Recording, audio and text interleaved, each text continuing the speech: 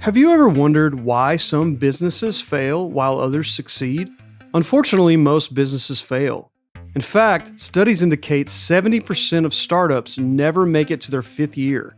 Fortunately, knowledge is power, and in this 5-part series, you will learn first how to spot the warning signs of business failure, and second, the best practices for leading successful businesses.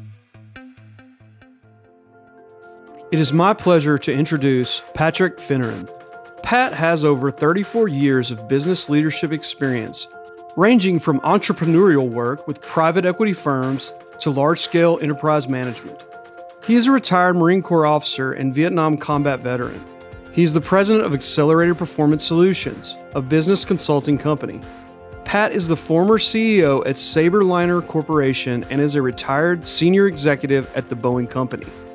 In this 5-part series, Pat will reveal the timeless lessons that give you the edge you need to avoid the pitfalls and overcome the odds. Each episode contains powerful strategies, management guides, and tactical approaches to help you grow your business, improve your company's performance, and master a positive, respectable brand. Sponsored by Ascension Transformation Solutions. This is Leading Successful Businesses. Thank you very much for that warm introduction.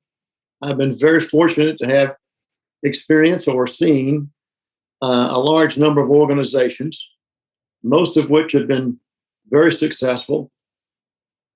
Some, but not all, have not. Even with the successful organizations, however, at some point, they would find themselves in trouble. From these observations, I've been able to identify 13 things that will cause businesses to fail if they are not addressed in a timely manner. Let's talk about these one at a time, and we'll start today with the first 5. The first one has become pandemic, to use a contemporary phrase. That is where companies put their individual executive or company financial gain ahead of customers and employees. Shareholders in both public and private companies deserve a fair return on their investment. Also, requiring company executives to own stock is a proven way of incentivizing them to collaborate to achieve company goals. This, however, is based on an assumption that the increase in stock value is the result of profitable growth by the company. The old adage of, if you take care of your employees, they will take care of your customers, and your customers will take care of the company, is pretty hard to find anymore, except in the entrepreneurial world. I've long believed that customer satisfaction is what yields shareholder value. If the customer receives the product or service they expected, when they expected it, for the price they contracted for, they will come back for more.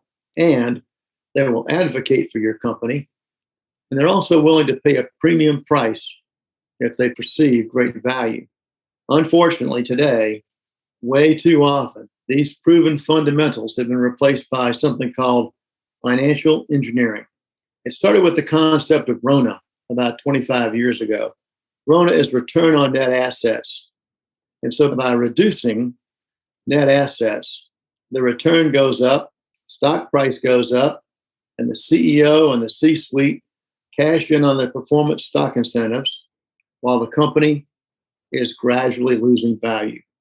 More recently, the trend is to use available cash to buy back company stock, artificially inflating the value of outstanding shares. The result is the same. Stock price goes up, the boards award the CEO and C-suite for increasing shareholder value. The cash is not being used to invest in improving the company's capability, and sometimes not even being used for routine maintenance. This practice has become so widespread that finding examples is easy. Boards should award CEOs for protecting the essential mission and character of the company, making sure it's well run, right people, right processes and systems, and being the face of the organization in good times and bad, not just trying to enrich themselves.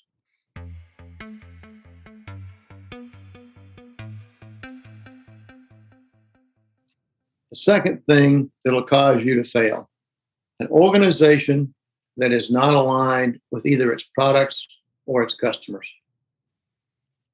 I've watched companies switch back and forth between purely functional organizations, which have little integration, and matrix organizations, which integrate around products, customers, or sometimes programs. The downside to purely functional organizations is that there's no single person or organization to ensure that all elements of a project come together on cost and on schedule. There's no one decision maker who has the authority to communicate to the customer. Even in an organization that collaborates well with each other, the functions still have their own agenda and have to satisfy their own functional goals for compensation purposes. Finally, in a purely functional organization, there is no incentive to share information. Now, pure product line organizations have advantages over functional organizations, especially if they are structured and staffed with the necessary functional expertise.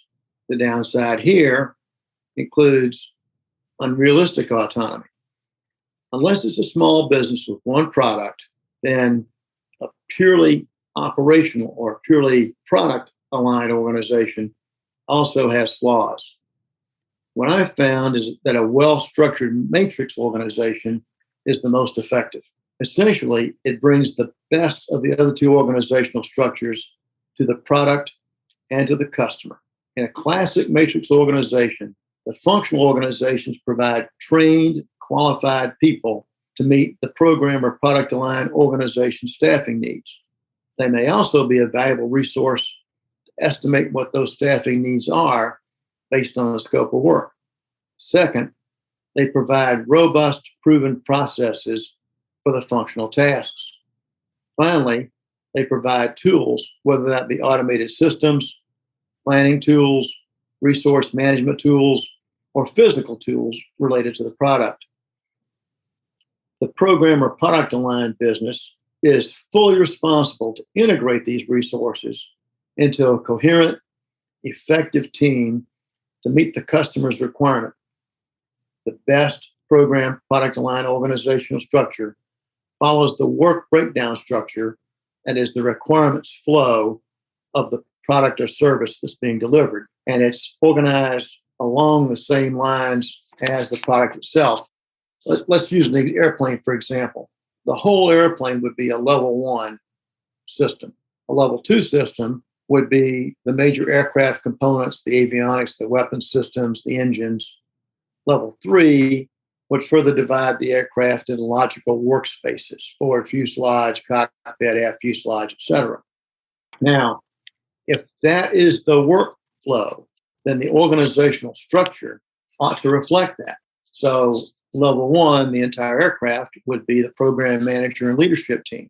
Level 2 would be engineering, manufacturing, finance, quality, supplier management, logistics.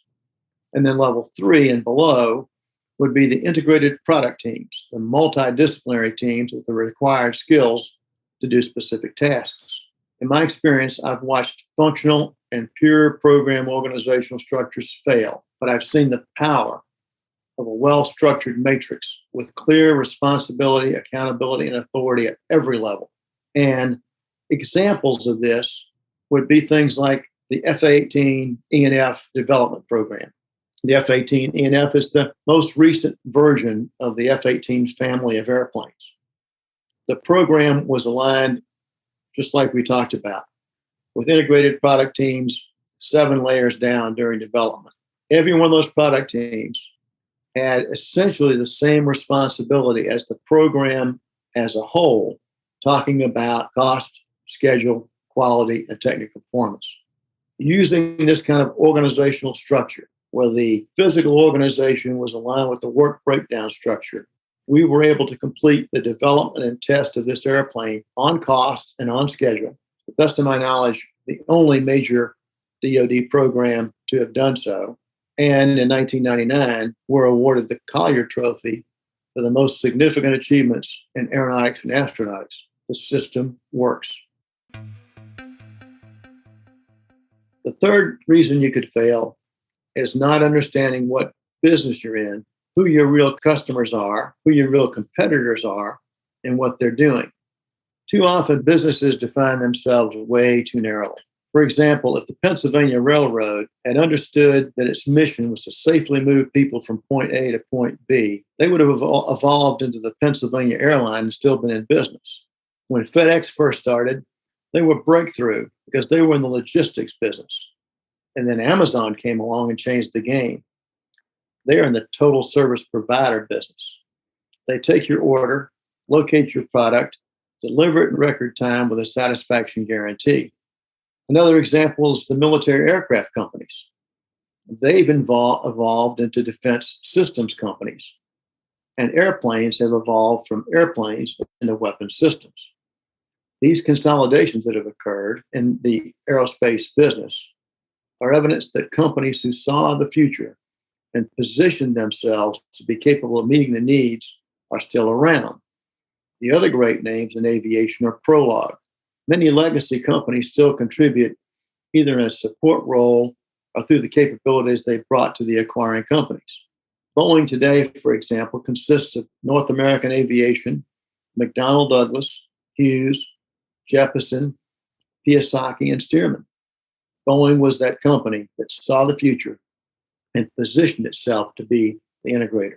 It's like the famous hockey player Wayne Gretzky says, "I don't follow the puck. I skate to where the puck's going to be." Fourth is not having a clear vision, meaningful values, and measurable goals to include measuring both customer and employee satisfaction. Alan Mulally, the former CEO of Ford Motor Company, says the leader's unique role is to pull everyone together around a compelling vision for the future and the strategies, goals, and plans to achieve those goals. Vision, values, and goals are the foundation of your business. In Lewis Carroll's book, Alice in Wonderland, one of the characters told Alice, "If you don't know where you're going, any road will get you there." Without the foundation of a clear vision, core values, and measurable goals, whatever road you take will be a dead end. When I was given responsibility for the Boeing Defense Services business, I inherited a number of issues, including major programs in a reach-forward loss position, poor performing suppliers, unhappy customers, and union issues. Vision? Who had time for a vision? I reached out to Bill Bellegarde and Steve Rayner. They engaged with our team to do a realistic assessment of the current state and then implemented their process, engaging all the stakeholders to determine what an attainable and successful future would look like. From there, we created a vision with the participation of the whole team. From that, we constructed the goals based on what had to be done to achieve the vision. We developed those goals and implemented a strategy to achieve them. We put a performance management system in place, and in 4 years, we recovered all of our reach-forward losses, made advocates of our customers by way of getting key programs on track, enjoyed profitable growth from $3 billion to $7 billion, with an additional $7 billion in backlog. We had the concept of one team, one plan, one set of goals that was consistently measured. The last one we'll talk about today is not understanding your customers' enduring and emerging needs. Customer satisfaction, even delighting your customer, is insufficient to ensure that you're going to retain your customer. The least expensive market share to acquire is the market share you already have. So why not invest in protecting that by continuously providing greater value? Delivering a high quality product or service on time and on price is fundamental to customer satisfaction, but it doesn't address changes in customer needs. It takes a legitimate relationship with your customer based on trust. And trust has to be built over time by consistently communicating with your customer about needs, working with them to define what their requirements really are, and offering to help them meet those requirements, even if it means recommending they go someplace different. This allows you to solve a problem by helping define the solution and then providing it as promised. This gives the customer an appreciation for what a truly excellent company does. Finally, it's always about people. Everyone wants to be respected. How you treat your customer matters. Be on time for meetings. Be prepared. Listen. Seek first to understand before you seek to be understood. Recognize your customer in appropriate ways. Remember birthdays, anniversaries, special events in their lives. Participate in your customer's culture and celebrations. With our military customer, that included attending their changes of command, promotions, award ceremonies, and retirements. Show them you care. Live the values of trust, excellence, and respect. You're listening to Leading Successful Businesses audiocast, sponsored by Ascension Transformation Solutions. For more resources, visit ascensionts.com to learn about how you can shape your business future through strategic transformation.